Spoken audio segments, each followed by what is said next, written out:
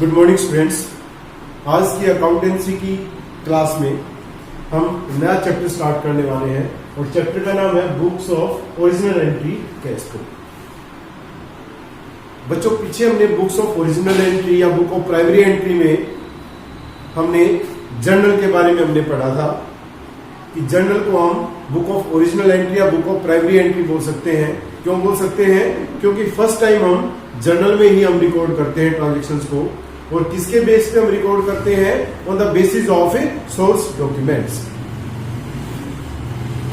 तो यहां पे आज हम क्या कर रहे हैं? हम कर रहे हैं सब्सिडरी बुक्स, सहायक पुस्तकें।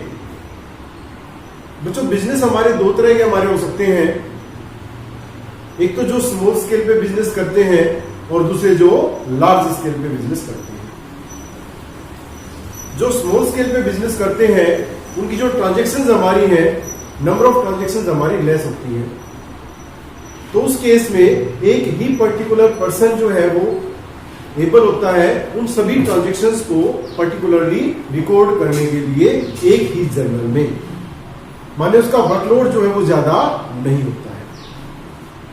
लेकिन अगर बिजनेस का साइज हमारा इंक्रीज हो जाए, नंबर ऑफ ट्रांजेक्शन्स हमारी वो ज्यादा हो जाए, तो एक पर्सन के ऊपर जो प्रेशर है, जो वर्कलोड है, वर्क का वो ज्यादा हो जाता है, काम ज्यादा हो जाता है।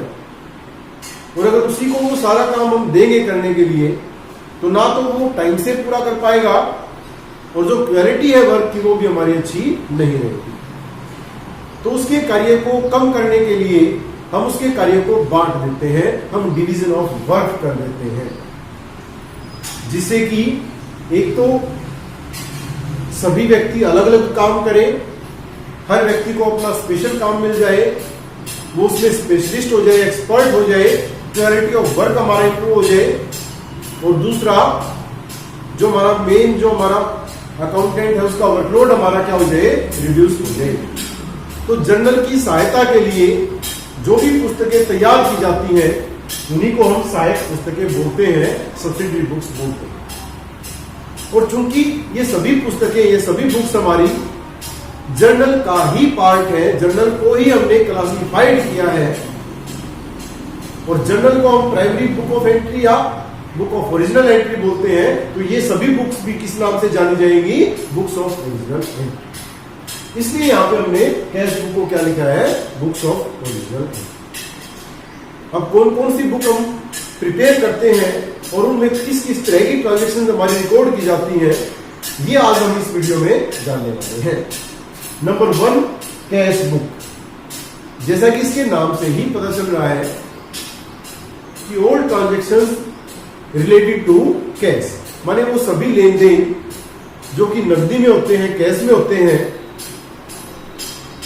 चाहे वो हमने गुड्स परचेज किया है कैश में, सेल किया है, चाहे सर्विस परचेज और सेल की है हमने कैश में, और चाहे हमने फिक्स्ड एसेट परचेज और सेल की है कैश में, वो सारी की सारी ट्रांजेक्शन हमारी कहाँ लिखी जाएगी? कैश बुक में लिखी जाएगी। एक पर्टिकुलर पर्सन जिसको कैशियर हम कहेंगे वो ये काम करेगा और उसके पास सारे के सारे सोर्स डॉक्यूमेंट भेजे जाएंगे रिलेटेड टू कैश ट्रांजेक्शन, और वही उसको रिकॉर्ड करेगा। इसके अलावा और कोई ट्रांजेक्शन वो रिकॉर्ड नहीं करेगा। उसका स्पेशलाइजेशन, एक्सपर्टाइजेशन केवल कैश ट्रांजेक्शन में ही रहेगा। मैंने लिखा भी यहाँ पे कि to record all cash transaction. Second हमारी है परचेज बुक। नाम से भी पता चल रहा है कि परचेज को लिखने के लिए हम परचेज बुक बनाते हैं। किसकी परचेज को लिखने के लिए? गुड्स की परचेज को लिखने के लिए। क्योंकि हम सभी जानते हैं कि अगर कोई असेट या कोई सर्विस हम परचेज करते हैं तो उसको तो हम उसी नाम से जानते हैं। सर्विस ली हमने तो सैलरी, वेजेस उन्हीं नामों से जानेंगे।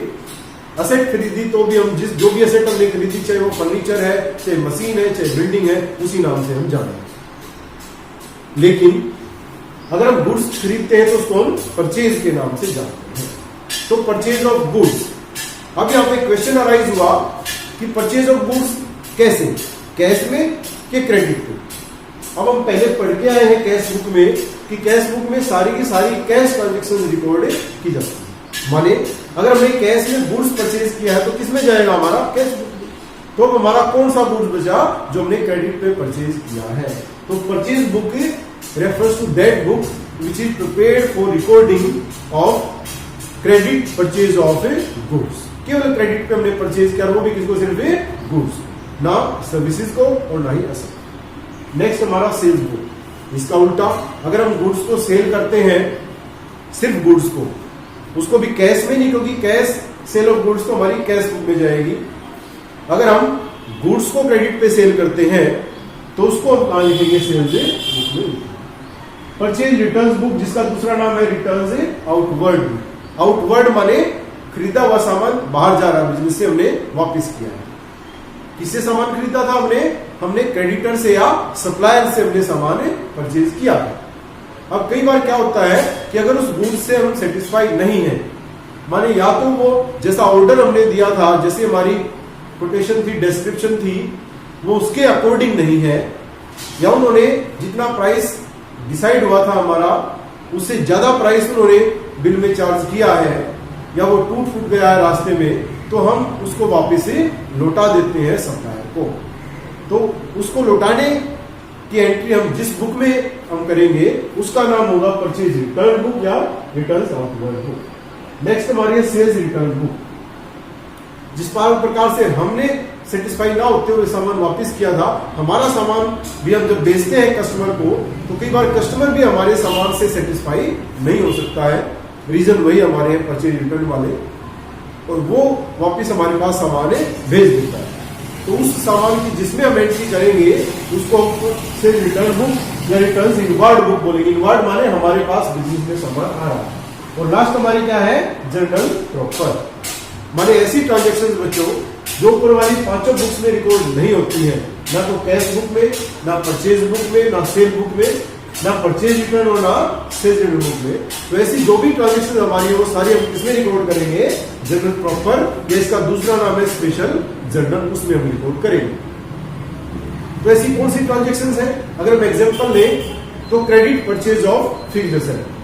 फिक्स्ड एसेट को अगर हम कैश में खरीदेंगे तो कैश बुक में चला जाएगा, लेकिन अगर फिक्स्ड एसेट को हम क्रेडिट पे खरीदते हैं तो वो बाकी किसी भी बुक में हमारा नहीं जा सकता, वो जर्नल प्रॉपर में जाएगा। इसके अलावा क्रेडिट परचेज ऑफ सर्विसेज या credit sale of services, cash में अगर सर्विसेज हमने ली है या दी है तो हमारा कैश बुक में आ जाएगा।